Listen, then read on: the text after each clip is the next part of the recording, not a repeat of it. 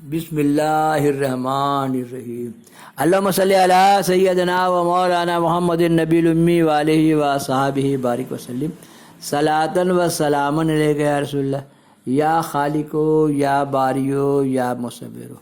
الہی خیر گردانی بحق مجد الف ثانی، الہی خیر گردانی بحق ابو سعید خرقانی، الہی خیر گردانی بحق ابو سعید مخزومی، الہی خیر گردانی بحق امام راضی، الہی خیر گردانی بحق مولانا روم، الہی خیر گردانی بحق مجید الف ثانی رضی اللہ تعالیٰ عنہ۔ یہ واقعہ میں پارٹ بائی پارٹ ڈال رہا ہوں۔ مولانا روم کے واقعے کے بعد آئے گا مجید الف ثانی کا واقعہ، اور میں اس طرح سے کم اردو جاننے والا اگر پڑھنا چاہے گا، جو عربی بھی پڑھا ہوگا، جس نے اردو نہیں پڑھا ہے وہ بھی میرے ساتھ پڑھے گا تو پڑھنا سیکھ جائے گا۔ میرے ساتھ پڑھنا سیکھیے۔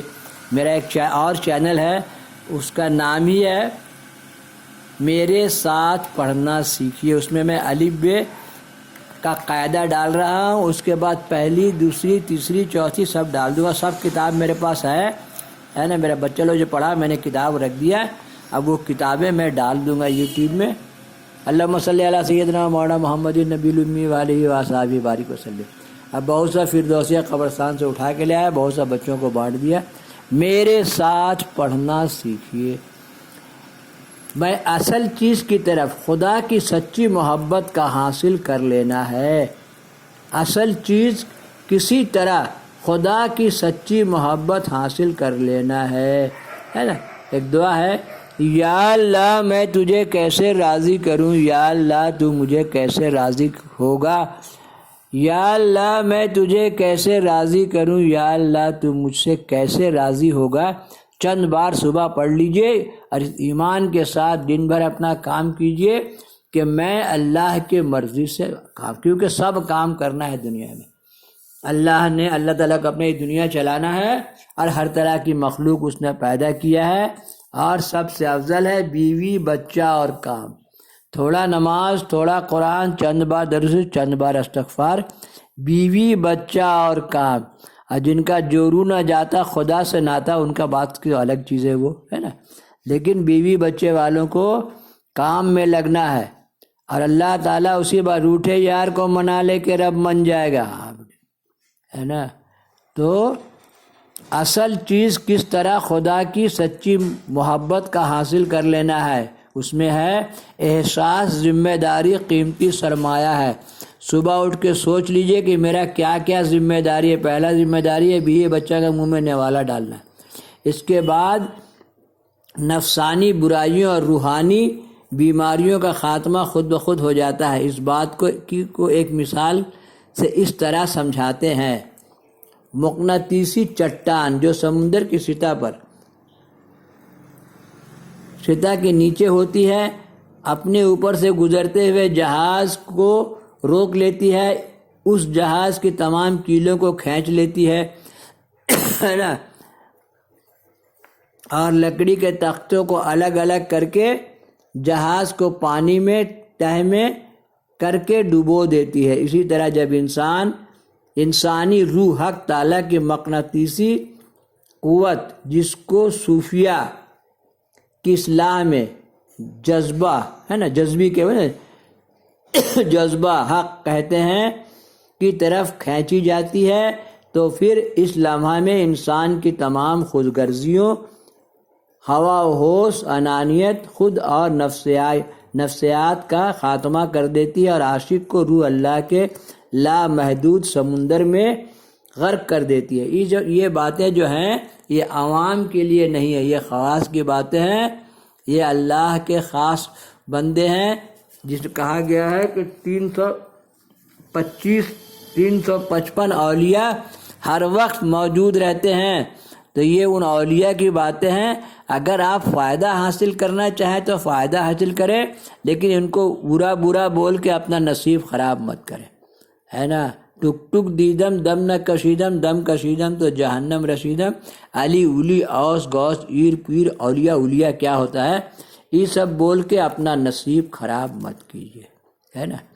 پارٹ 57، یہاں تک شاید ہم پڑھ چکے تھے. انکش آف سری راما کرشنا، تحقیق صفحہ 238 اور 240. حضرت مولانا شاہ بحر العلوم فنا اور بقا کی کہانی ہے نا، فنا اور بقا. فنا میں وصال کے بعد بھی لوگ اپنی جنازی کی نماز خود پڑھاتے تھے، اسی کو بقا بولا جاتا ہے. امام وحدت الوجود، عوام کا تقوی، شرک سے بچنا اور بیوی بچہ اور کام. حضرت شیخ کی محی الدین ابن عربی کے پیرو تھے. امام وحدت الوجود حضرت شیخ محی الدین ابن عربی کے پیرو تھے. شیخ العرب العجم حضرت حاجی امداد اللہ مہاجر مکی فرماتے ہیں قرآن کی تفسیر کا درس دیتے ہوئے جب جذب و مستی میں آتے تو مصنوعی شریف مولانا روم کے اشعار پڑھنے لگتے اور محویت طاری ہو جاتی. حقیقت تو یہ ہے کہ انسان کے تمام افعال کا خالق اللہ تعالیٰ ہی ہے. کوئی ذرہ، کوئی پتا، کوئی تنکا اللہ کی مرضی کے بغیر ہل نہیں سکتا ہے.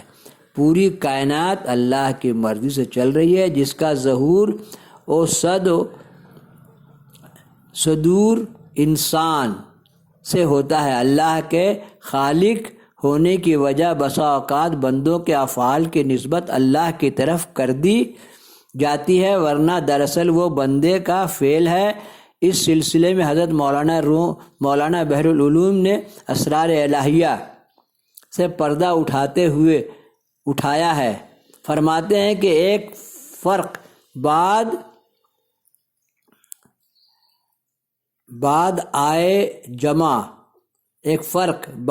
آئے جمع کا مقام ہے، جب سالک کی سیر عروج کی طرف ختم ہو جاتی ہے اور اس کا وجود مقام فنا و بقا میں پہنچ جاتا ہے تو وہ پھر بشریت کی طرف نزول کرتا ہے اور اپنی ذات کا جلوہ آئینہ حق میں دکھاتا ہے اور اپنے تمام افعال و صفات کو منسوب بسوئے حق دیکھتا ہے. اور یہ عرفاں کا سب سے بلند مقام ہے جہاں پر کم ہی لوگ پہنچتے ہیں.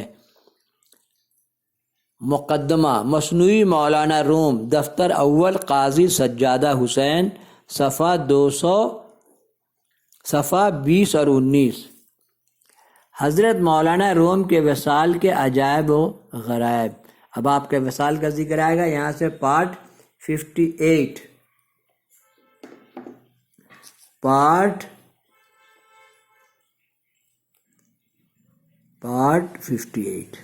ہے نا.